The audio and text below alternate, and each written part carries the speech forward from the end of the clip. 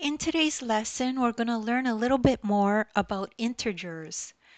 So if you have a problem like this that says type the missing integer on the number line, and we could see this number line, and we have a missing box here. There's a number missing, and we need to fill it in. So let's study this number line a little bit. So on this side of the number line, these are called positive integers. Okay, they're all positive. There's no negative signs on them. On this side of the number line, all the numbers are negative. These are all negative integers. They have a negative sign in front. And then, of course, we have 0 in the middle. Okay, so this is how an integer number line looks like. Now, we need to understand that when we go this way, numbers are getting bigger.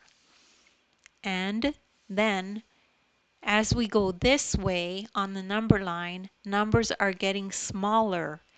Even though it looks like the number is bigger, it's more negative. So that means it's actually getting smaller. Okay, it's getting more negative as you go this way. So it's actually getting smaller and smaller.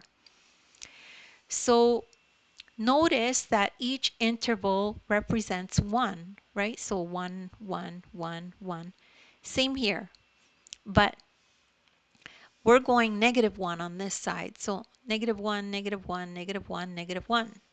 Okay, so you find the missing number by adding or subtracting 1. So we're going this way, so we would subtract 1. Okay, so the missing number is smaller than -5, right? We know that because we're going this way. So we need to subtract 1.